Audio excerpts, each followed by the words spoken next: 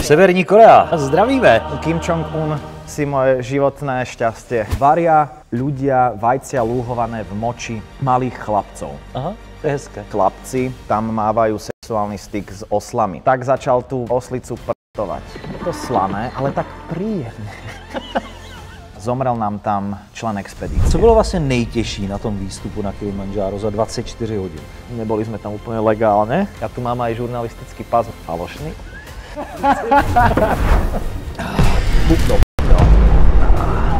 5 miliónov šítskych moslimov sa skalpuje mačetami. Odjebať, prebať, najebať, zjebať.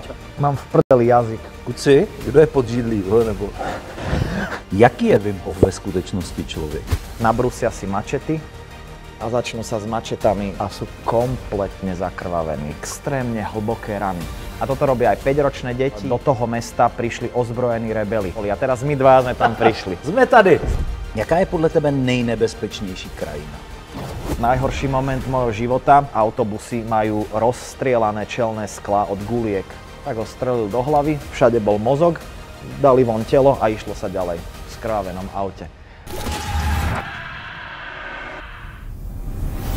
Spisovatel, dokumentarista, youtuber a hlavně cestovatel, který nám mimo jiné řekne, kde všude nezemřel, nebo kde mají nejlepší vajíčka vařená v moči mladých chlapců.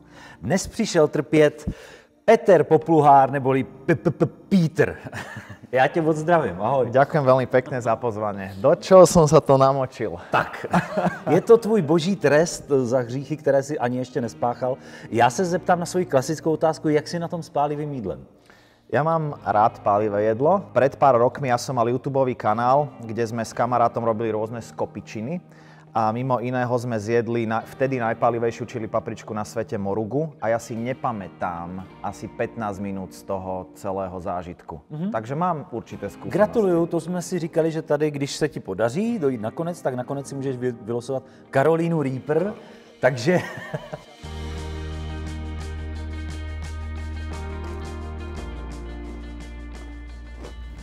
To je príjemné. To je príjemné veľmi. Oni to v té televizi strašně přehrávají, víš, jako ono to skoro nepálí. Když třeba řeknu San Antero, aby jsme začali tak zlehka. San Antero, co se ti tak jako vybaví v San Anteru se dělo, nebo děje, nebo tak? No, San Antero je malá dedinka na severe Kolumbie a sever Kolumbie je známy tým. Tam o severe Kolumbie sa hovoria rôzne legendy a jedna z nich je, že mladí chlapci tam mávajú sexuálny styk s oslami. A Promiň, je to legenda, co? No, bola to legenda. Mňa vždy takáto legenda veľmi zaujme a vždy si chcem overiť, či je to pravda.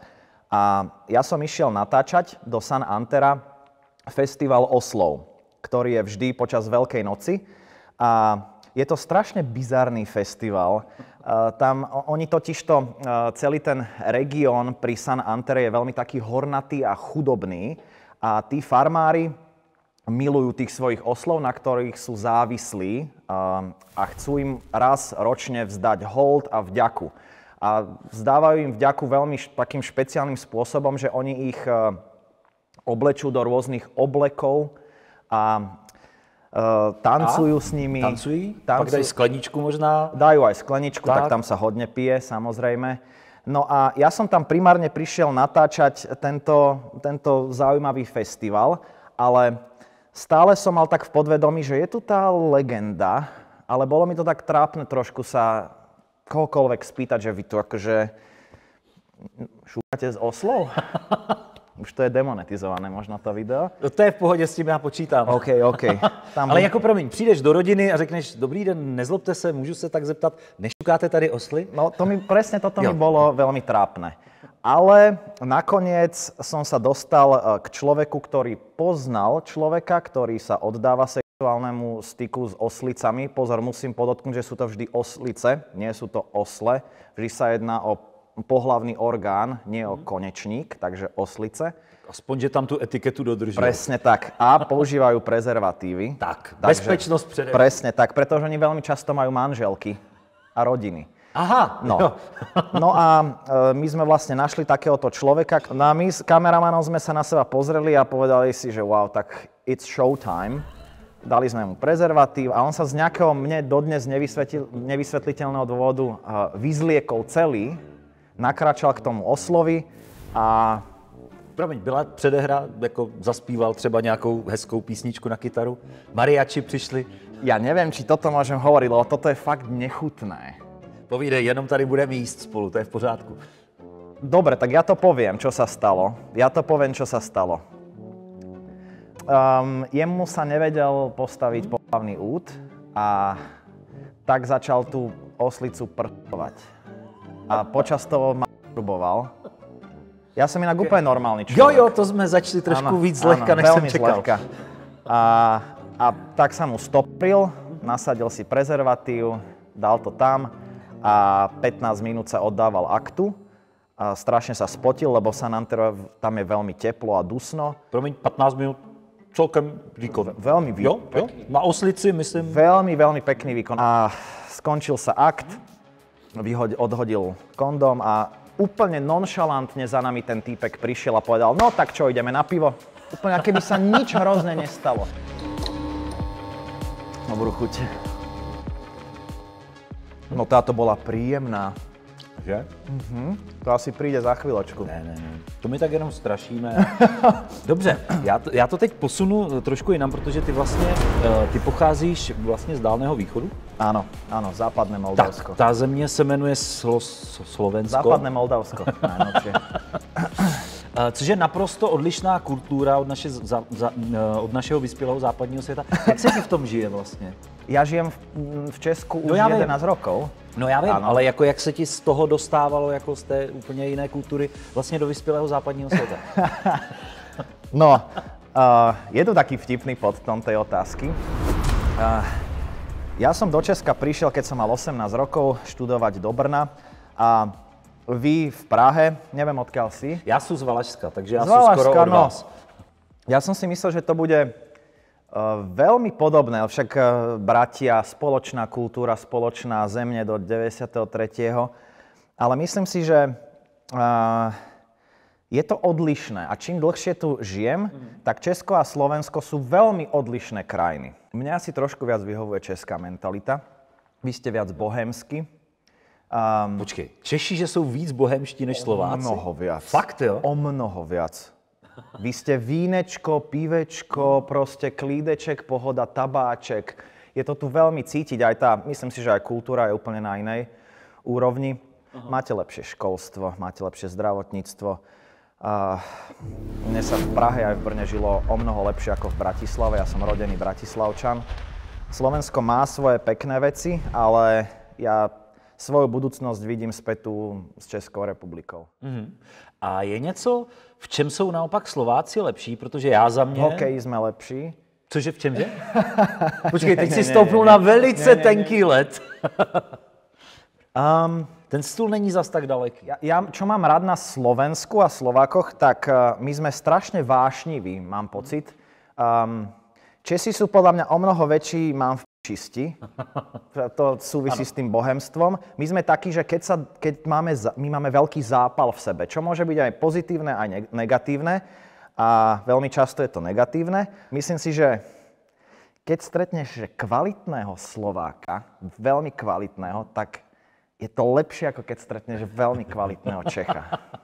To je velice odvážná teze. V čem si myslíš, že to je lepší? Podľa mňa Slovák si musí trošku viac pretrpieť. My sme trošku nižšie, skoro vo všetkom. A na to, aby Slovák sa dostal na tú úroveň, tú vysokú, tak si musí trošku viac pretrpieť. A keď človek veľa trpí, tak to zlepšuje nejaké jeho hodnoty, nejakú jeho motiváciu a stávajú sa v jeho mozgu také celkom príjemné veci. Veľmi veľa Čechov, asi som sa ani nestretol s Čechom, čo by mi povedal, že nemá rád slovenčinu. Áno. A ja zase mám hrozne rád češtinu. Akože ja milujem slovenčinu, ja píšem v slovenčine, slovenčina je pekný jazyk veľmi, ale tá čeština, neviem, mne to proste prišlo, že vy máte na všetko krásne synonymá a my máme zase na všetko sa dá vyjadriť slovotvorným základom jebať v slovenčine. Odjebať, prebať, najebať, zjebať, ojeb, pojeb. Jebnutý. Všetko, naozaj, že všetko. A to je pravda. Čo je tiež krásne, čo je krásne.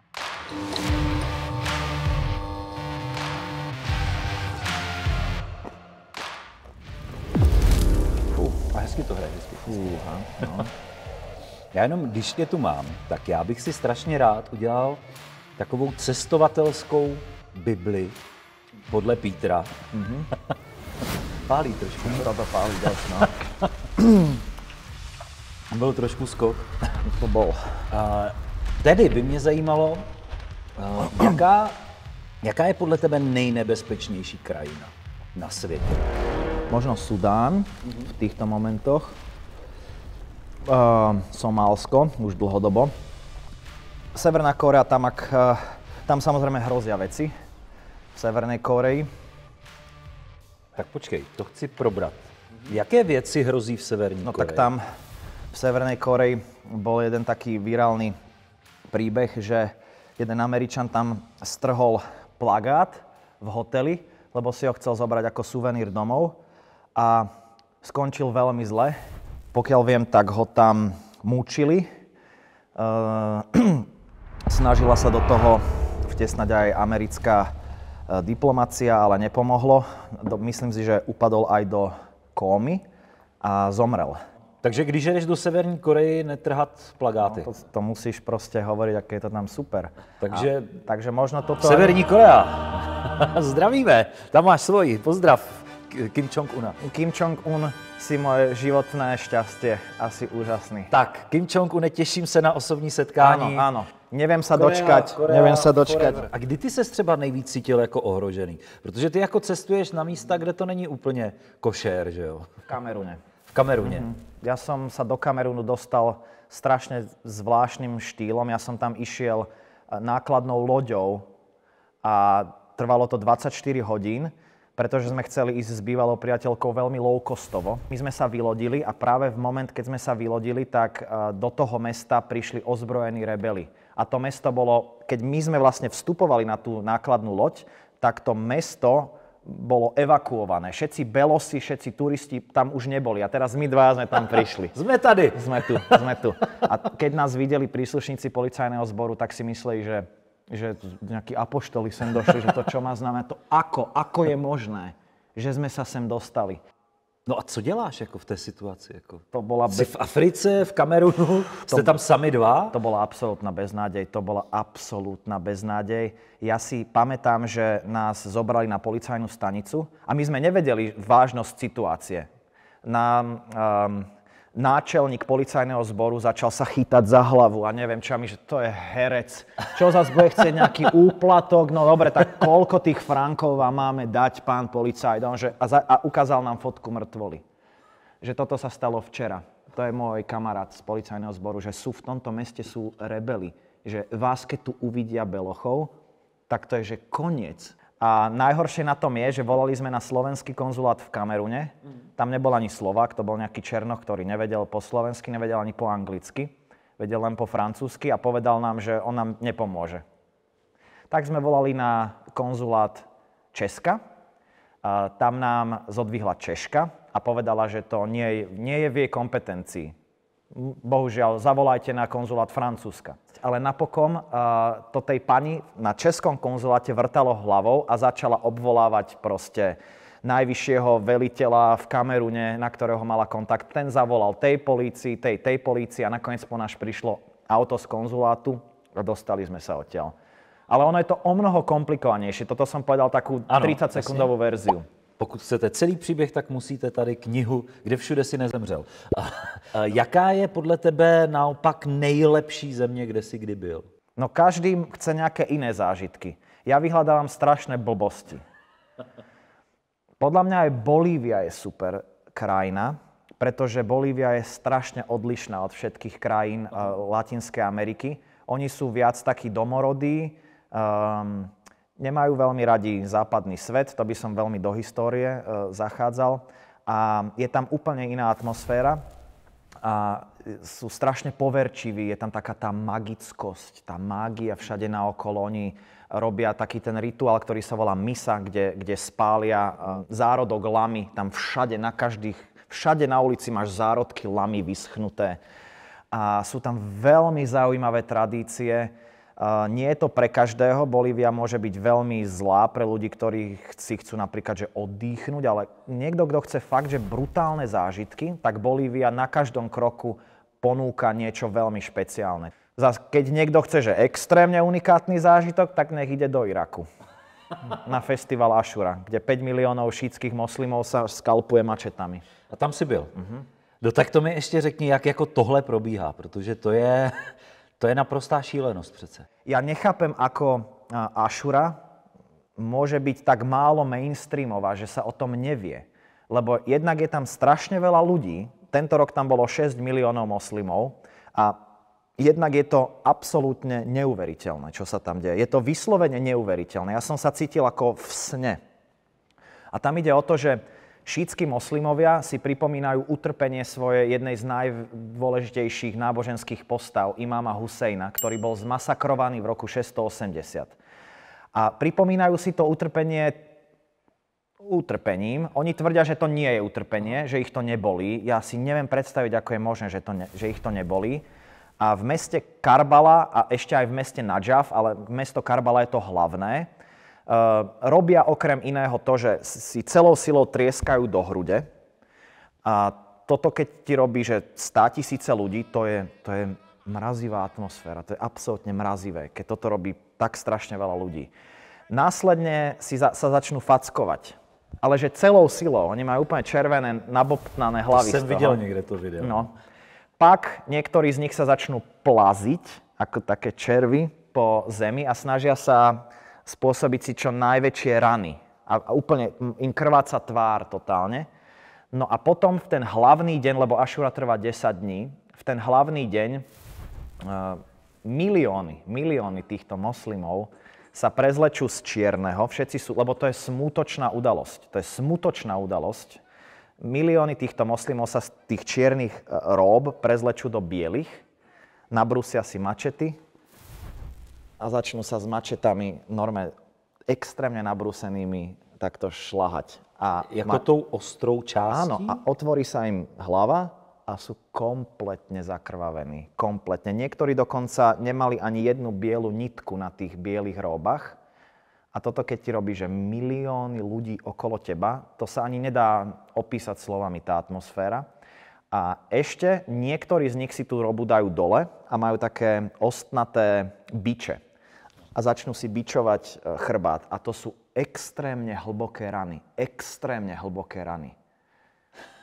Počkej, tak teď mám asi tunu otázek. Za prvé, muslimské zdravotnictví není úplně jako nemá největší břink ve světě. To znamená, jako, dobře, on si rozsekne hlavu, rozseká si a co pak, jako jde do pouště se uzdravit meditací, nebo? Nie.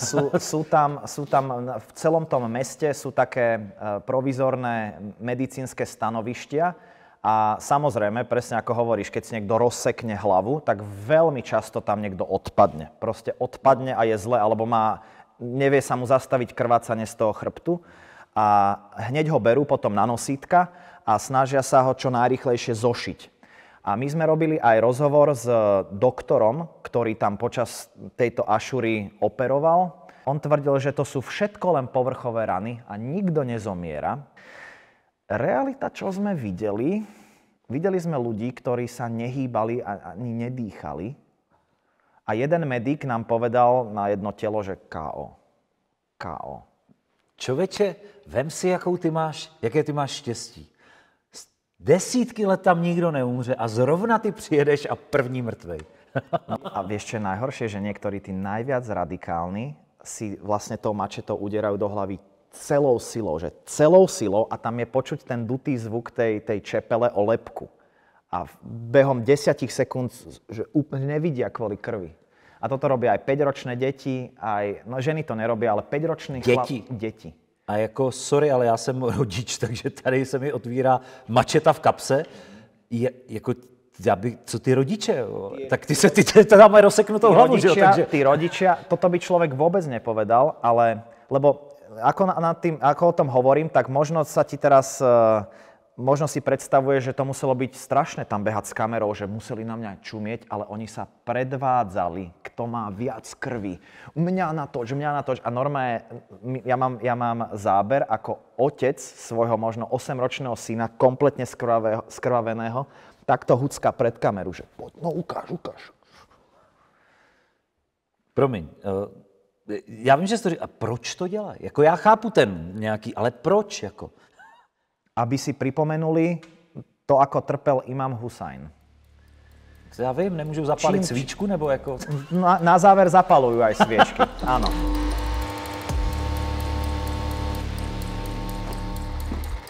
Jedna z postav, kterou já s tebou nemůžu vynechat, je jistý člověk, který se jmenuje Wim Hof. A ty jsi měl tu unikátní možnost, že se s ním setkal osobně. Jaký je ve skutečnosti člověk?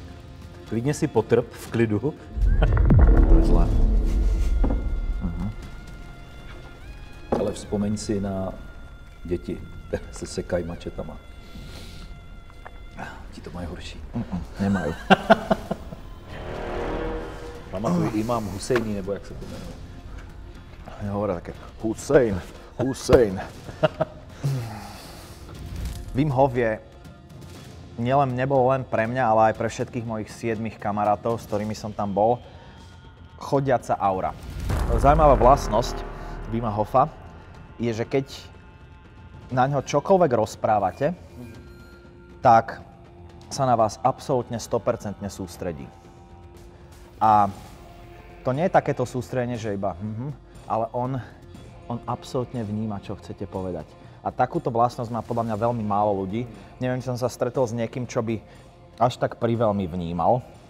Proste je to človek, ktorý podľa mňa spravil fakt, že revolúciu v tej metóde. A ja neviem, či si zachytil, ale teraz má kauzu. K tomu jsem se chtěl pak dostat. To mě zajímá tvůj názor. No, tak ja som s Wimom Hofom bol pár hodín. A je to ťažké pochopiť. Neviem si ho predstaviť, že by toto spravil.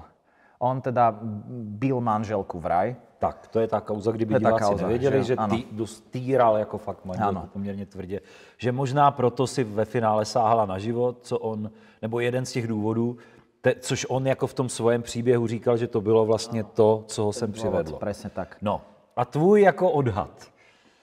Ja si neviem predstaviť, že ten človek by čo i len ublížil Mravcovi. A to len z tých pár hodín. Možno, že je úžasný herec. Ale nepríde mi to tak vôbec. Vieš, čo je zaujímavé?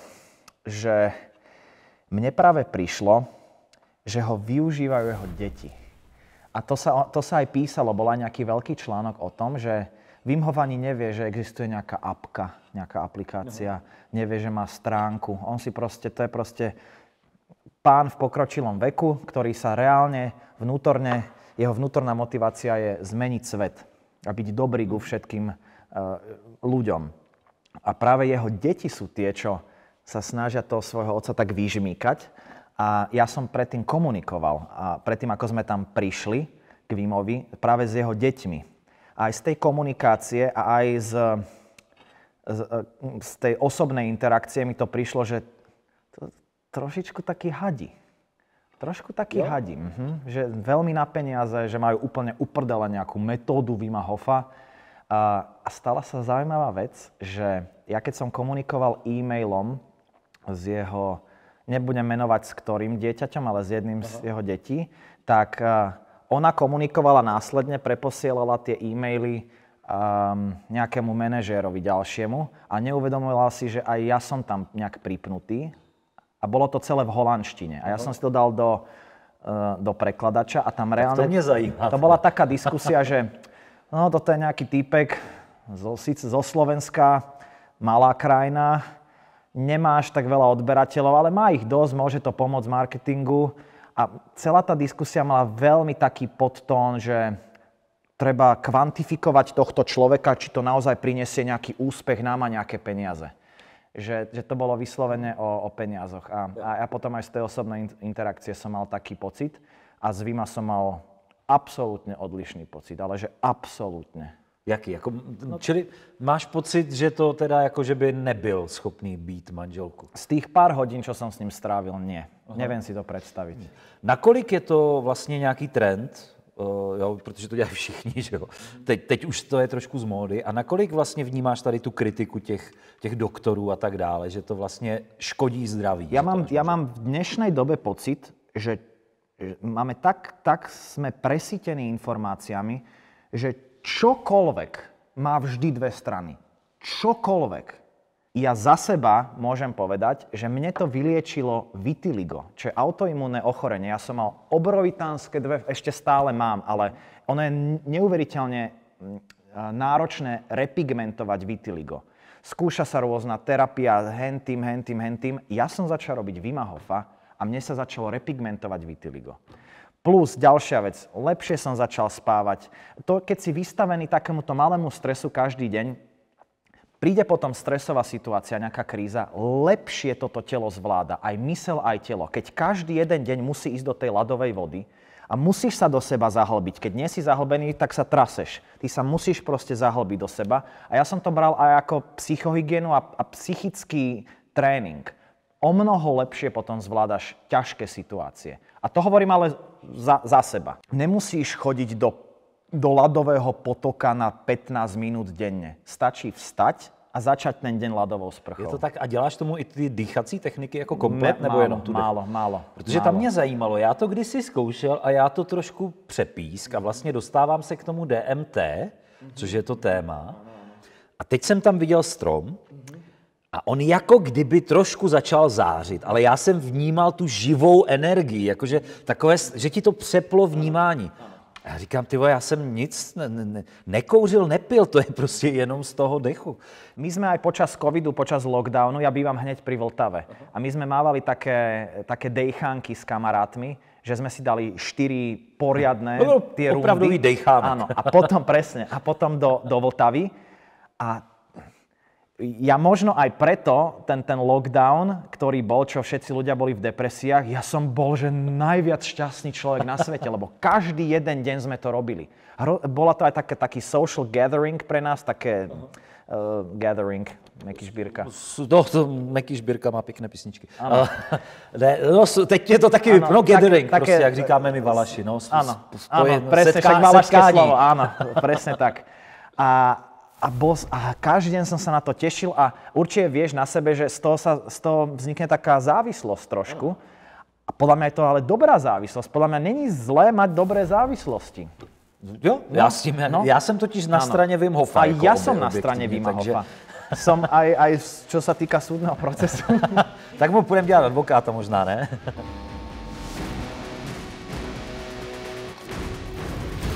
Toto cítim, že bude zlé.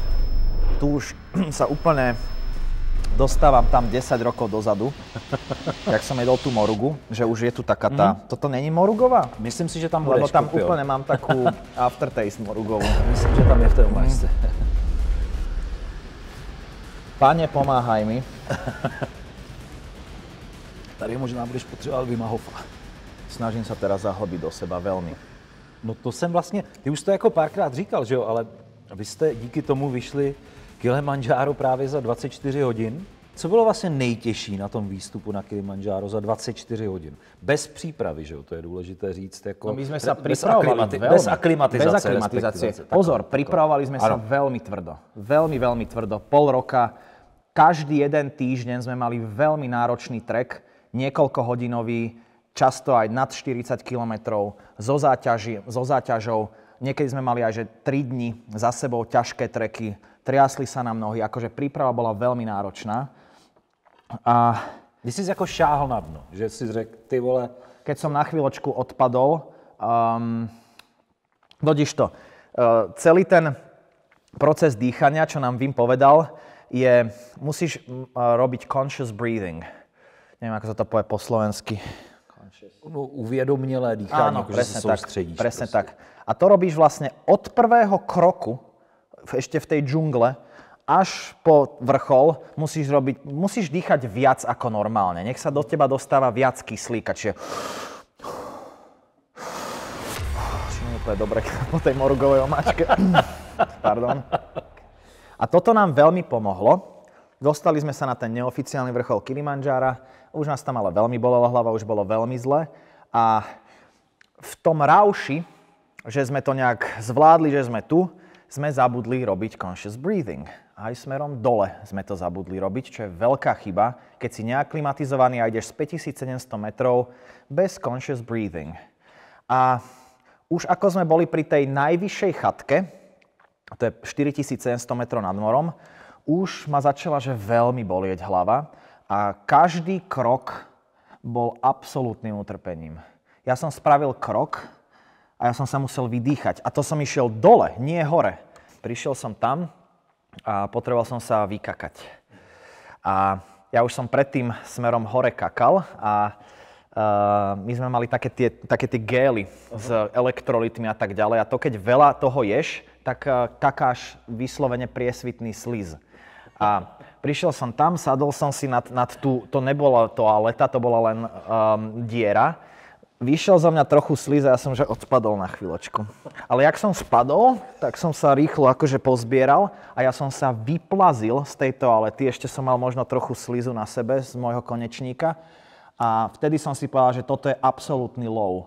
Toto je veľký low. Mňa bolela, každá bunka tela ma bolela. Katastrofálne stavy. A najhoršia vec, čo nám povedali, a to som nebol len ja, a moji kamaráti, ďalší traja, čo tam boli so mnou, to isté. Oni takto chrčali v tej chatke úplne. A prišli sprievodcovia a povedali, no, chlapci, styk, ideme ešte 12 kilometrov do ďalšej chatky. Tu nemôžete byť, tu zomriete. My, že ak spravíme jeden krok, tak zomrieme. A museli sme podpísať revers, že pokiaľ zomrieme, tak to nie je zodpovednosť sprievodcov. Lebo oni nás tam nechceli, tam keď spíš bez aklimatizácie v 4700 metroch, môžeš dostať edém mozgu alebo plúc. A nedostali sme, lebo sme vedeli presne, čo máme robiť. Aj na toto nás Wim Hof pripravil. Takže sme tam prespali, ráno bolo trošku horšie, ale úplne na záver, keď sme boli už pri autobuse dole v tej džungli, ja som halucinoval. To bolo tiež strašne zaujímavé. Co si videl za halucinácie? Môj kamarát mi niečo rozprával a zrazu jeho hlava bola tam. A potom tam, a potom tam. A on mi niečo hovoril a ja som chápal, že mi niečo hovorí, ale nechápal som, že čo. A prosím tě, máš nějakou jako vysněnou horu, kam bys chtěl vylézt? Protože já myslím, že Mount Everest tě asi lákat nebude, protože to je teďka dálnice, že jo? Tam už leze úplně každý. Áno. Ja som chcel veľmi ísť na Pico Cristobal Colón, čo je najvyššia hora Kolumbie, lebo to je presne to, čo by Peter Popluhár pred 3 rokmi chcel ako životnú prioritu. Ale bol som na tej Aconcagve a zomrel nám tam člen expedície. A povedal som si, že na čo to robím? A trošku som sa nad tým zamyslel, že na čo to robím? A bolo tam určite aj ego. A hovorím si, že stojí mi to za ten risk. Už mám 31 rokov, chcem rodinu a ja tam možno pôjdem. Uvidíme, ale to je hora, ktorá je absolútne nedostupná a za posledných 30 rokov ju zdolali len 2 ľudia. A s jedným z nich som v kontakte, britský horolezec. A to je hora, kde tam vás nechcú pustiť do tej hory, pretože je to okupované etnikom, jak sa volajú, Kogi. Etnikom Kogi, pre ktorých je to posvätné územie a oni vás tam nechcú pustiť. A ja som tento rok bol v Kolumbii na začiatku roku a ja som sa s týmito Kogi stretol a mám od nich povolenie. Čo je už dosť veľký krok. Druhý problém, čo nastáva, je, že v tých lesoch okolo hory sú tie paramilitárne skupiny, ktoré tam unášajú ľudí a v Kolumbii je to teraz dosť problém a preto je to strašne zaujímavá výzva, že aj tí Kogiovia, aj toto, plus je to strašne nedostupné, treba tam ľadolezenie na takých vodopádoch absolvovať pomocou cepínov. To zní ako sebevražda v podstate, áno, to, co říkáš. Tam, keď sa čokoľvek zle stane, tam vám nikto nepomôže. Na tej Aconcagve áno, tam ťa zoberú do základného tábora a príde do základného tábora vrtuľník. To sa vlastne stalo aj s tým chalanom, ktorý tam umrel. On neumrel hneď. Prišiel po neho vrtuľník a potom bol v umelom spánku. Ale tuto, čokoľvek sa stane, tam v rádiuse 100 km nie je nič. Ale tá druhá už časť mňa hovorí, že na čo? No a ešte mi řekni predikci, která myslí, že vyhraje? Já myslím, já to vidím, která vyhraje.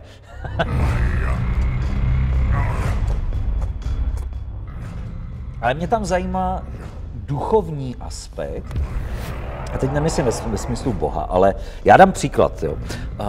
Já třeba myslím si, že jsou určitá místa na světě, které mají prostě nějakou energii a které prostě vyzařují něco mystického.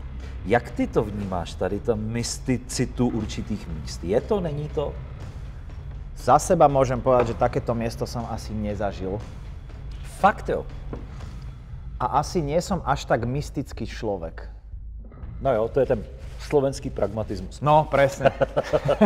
Když jste s nějakým mysticismem do prdele, vole, čehůni, vole. Je pán Božko a tím to vlastně. No takže nemám nič takéto.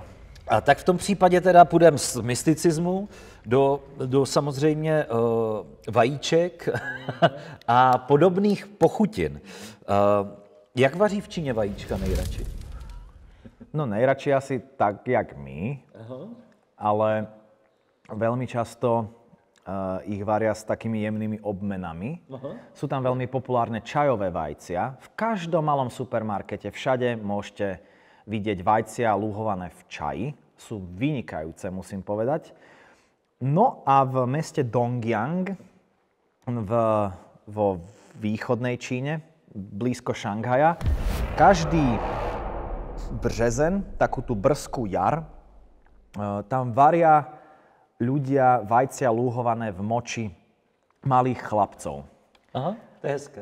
Miestni ľudia sú celá tá spoločnosť toho mesta Dongjiang je dosť polarizovaná. Hlavne mladší sú veľmi proti tomu. Starí, ktorí to konzumujú dlhé roky a generácie, oni tvrdia, že to je absolútne fenomenálna vec, ktorá pomáha na všetky rôzne zdravotné problémy. A keď my sme tam prišli, tak nemôžem povedať, že všetci boli úplne priateľskí, lebo na záver na nás volali políciu. Tí salesmeni, tí, ktorí to predávajú tie vajcia v tých stánkoch, boli takí, že nech sa páči, to je súčasť našej kultúry. A zjedol som tieto vajcia. To som sa chcel zeptať, jestli si to ochutnal? Ochutnal som tie vajcia. A počas toho, ako som ich ochutnával, tak som robil rôzne ksichty, lebo nedá sa odosobniť úplne od toho. Aj napriek tomu, že som robil Wima Hofa, nedokázal som sa odosobniť od toho, že to bolo lúhované v moči malých chlapcov. To mě zajímá ta chuť. Je v tom poznat ten malý chlapec? Nebo to chutná jako prostě klasické vajíčko? Ak by som nevedel, že to je lúhované v moči, tak by to bolo asi najlepšie vajce môjho života. A je to venku. Takže přátelé, kdo máte děti, šup. Oni to aj do robia. Kurníku. Oni to aj, keď majú malých chlapcov, tak si to robia ráno. Využívajú ten prvý ranný moč. Jenom jak je technický postup tady této? Chlapci sa vám vyčúrajú. V tom moči tie vajcia predvaríte pár minutiek. Potom ich rozklepnete a dáte znova do toho moču na 24 hodín. Na 24 hodín? Nech sa to úplne presiakne. Tie vajcia sú hnedé vyslovene z toho moču. Mohli by viac piť tí chlapci, nech to nie je také dehydrované. No, takže... Takže to je ako echt. No, áno, a to vajce... A podľa mňa som tam ten moč ani nejak veľmi necítil. Je to hodne slané. Je to slané, ale tak príjemne. Se krásně tím obloukem dostáváme na začátek k tomu oslovi, na oslici. Příjemné slané. Tak jako takové čipsy vlastně trošku, ne? Nebo? Tak unikátne slané. Unikátne slané. Nedá sa to k ničomu prirovnať. A ty jsi měl jenom jedno nebo víc? Ja som mal len jedno. Jenom jedno, protože to je taky otázka, kdo tam načúral možná, ne? Jakože každé to vajíčko může možná chutnat trošku jinak. A hlavne tam je obrovský problém, lebo títo salesmeni, tí predajcovia to berú zo škôlok. Lebo to je v obrovských kvantitách, to tam môžu brať. Lenže tie škôlky začali protestovať. Čiže teraz už musia chodiť, tie mestské škôlky začali protestovať, TikTok a tlak z celej Číny, ale k tým vesnickým sa to až tak nedostalo. Čiže oni chodia stovky kilometrov do škôlok, kde kľúci čúrajú do bandasiek a berú tie hektolitre moču naspäť. A v tom je taký strašný biznis tak strašné peniaze sú v tom, že ja by som kľudne veril tomu, že aj oni tam čúrajú tí predajcovia. Keďže je to tak strašný biznis. Lebo ako dokážete, že je to moč malých chlapcov? No, a tam to sú reálne, že desiatky až stovky tisíc dolárov za mesiac. Až takhle? To sú obrovské peniaze v tom.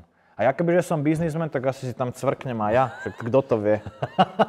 Ja som za tam bys mohl natočit možná pokračování investigativu, sledovat, jestli to není moc starých mužů náhodou. No, to je ten problém, že my sme robili tú investigatívu, ale keďže sme veľmi veľa točili pri škôlkach malých chlapcov, 30-roční muži s obrovskými kamerami, ktorý ako náhle vyšiel malý chlapec zo škôlky, tak sme zdivočeli, tak začalo sa šepkať, že Európy sú tam a prišli reálne policajti a museli sme odísť. Přišli do naší vesnice.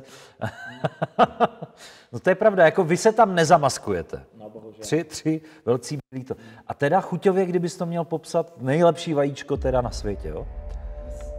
Dobre slané vajce.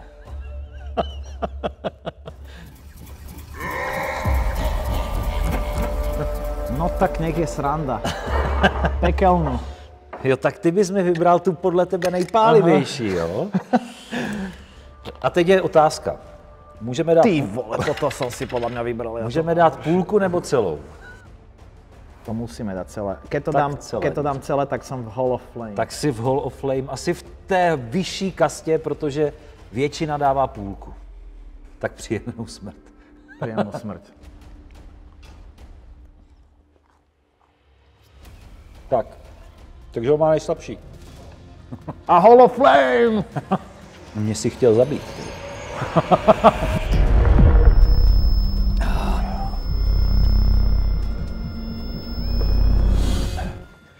Mal som taký pupínek na jazyku. Ten se ti vylečí. Strašne bolí teraz. Ujajajajajajaj. Nemáte párátko? Nechcem si úplne jazykom, lebo mám to v zuboch. A vždy, keď tam prídem jazykom, tak je to...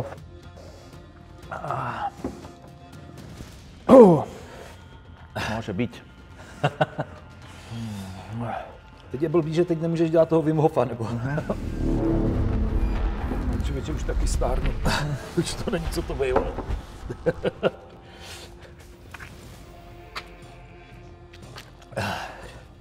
Ale já tady mám ještě jeden segment, který nemůžu vynechat, a ten se jmenuje Co tě sere. A tady je to o tom, že můžeš mluvit o čemkoliv, co tě sere. Je to taková psychologická poradna. Co tě sere? Strašne ma sere môj sused. Hrozne ma sere. Tak pojďme si to říct. Jak se jmenuje, kde bydlí a co dělá? Vieš, jak rád by som to povedal, nech mu niekto niečo... Nie, že... aj spraví. Chvíľočku. Mám v prdeli jazyk. Kuci, kdo je pod židlí, nebo...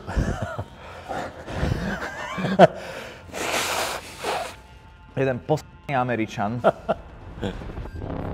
Američania majú, nie každý, ale veľa Američanov má jednu takú vlastnosť, že si myslia, že celý svet sa točí okolo nich.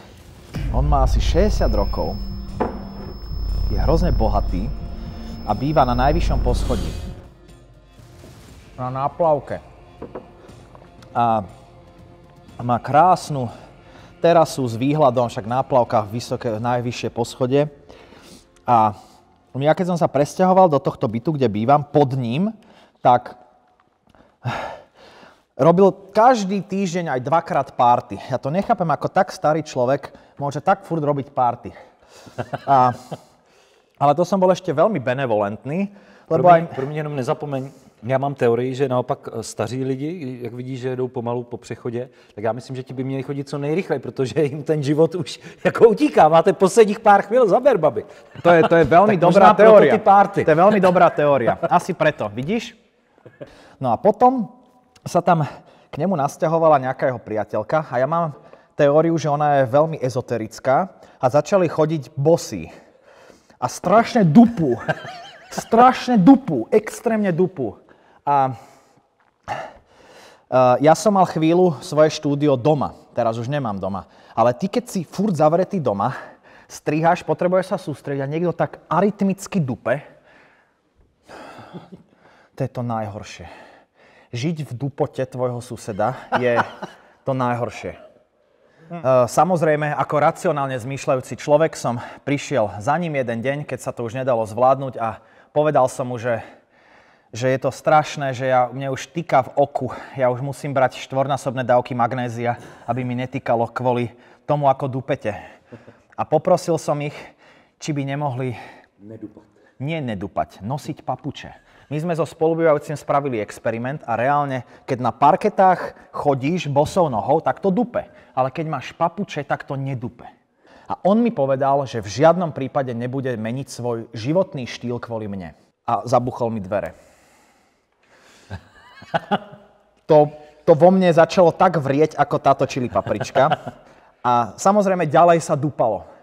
Tak som si povedal, že on keď bude dupať, tak ja mu budem metlou trieskať. A vždy, keď dupol, tak ja som mu metlou treskol. A bola to taká neúplne tichá vojna, ale bola to vojna. Sousedi sa bavili proste. Áno. A raz dupal, že strašne. Podľa mňa už akože chcel ma vynervovať, vyprovokovať. Tak som zobral tú metlu a asi minútu v kúse som mu celou silou trieskal na ten strop. Hneď mi zvonil a nebyť môjho spolubývajúceho, tak my sa tam pobijeme. My by sme sa tam pobili v tom vchode.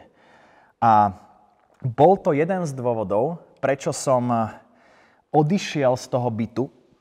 A ja som sa pred pol rokom vrátil do toho istého bytu, do tej istej miestnosti, lebo chalan odchádzal, tak som prebral jeho miesto. Ten dupot bol horší ako kedykoľvek predtým. Ale už som mal štúdio na Národní tříde, čiže aspoň som nemusel byť doma, ale najhoršie bolo, keď som sa snažil zaspávať. Ťažko sa mi zaspávalo a ja neviem, či on spával jak vampír 2,5 hodiny, ale on dúpal o 3:00 v noci a dúpal aj o 7:00 ráno. Čiže mňa to zobudzalo, že permanentne zo spánku. A čiže tento človek ma sere. A našťastie o 10 dní odchádzam a už sa tam nikdy nevrátim, čiže som taký, že v poriadku. To bola, že čistá nenávisť. Čistá nenávisť voči tomu človeku. Zdravíme souseda. Asi zdravíme. No tak já ti popřeju hezké přestěhování. Ďakujem pekne. A možná bys mu mohl udělat nějaký dáreček na závěr potom, když se budeš stěhovat. Tak... Moji kamaráti mi hovoria, že by som sa mal vysť pred dvere. Víš, co bys mohl udělat, když já zaelaboruju? Možná bys mohl třeba 5 dní jíst ten gel a pak se mu tam nevěděl, co to je. On by nevěděl, čo to je a šlapol aby ještě by si, co to, ty vole. To je výborný nápad. Tak nezdravíme souseda, doufám, že se nebude dívat. A poslední 2 otázky. Co bys kázal hejtrům? Lidem, co hejtujou obecně cokoliv, co člověk udělá. Je to strašná strata času. Ten tvorca sa proste musí zmieriť s tým, že nie každý bude mať rád jeho štýl, ešte keď robíš také kontroverzné témy a občas do toho dávaš nejaký nemiestny humor, ako to robím občas ja. Čiže ja už som v takom štádiu, že už viac tých ľudí skôr lutujem. Že niekto proste si sadne a svoj drahocenný čas venuje tomu, aby napísal škaredý komentár.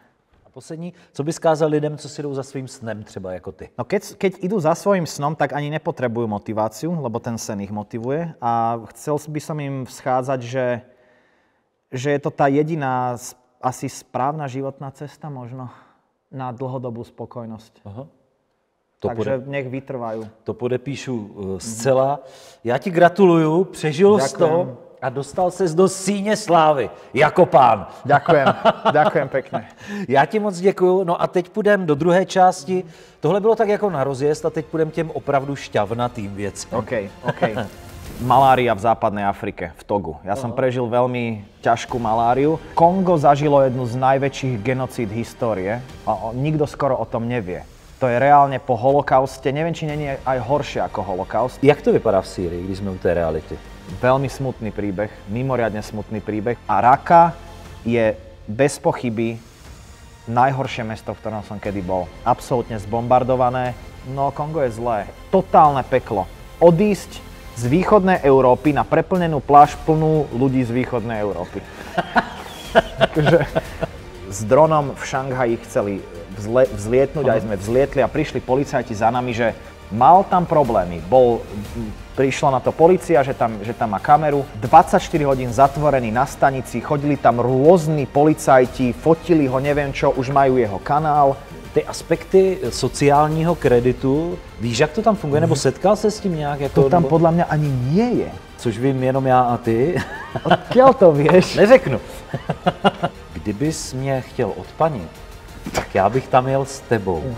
Pěkně bychom si nadávali spolu na Indy. Toto keď bude počuť nejaký Turek, no tak už mi príde výstražný list.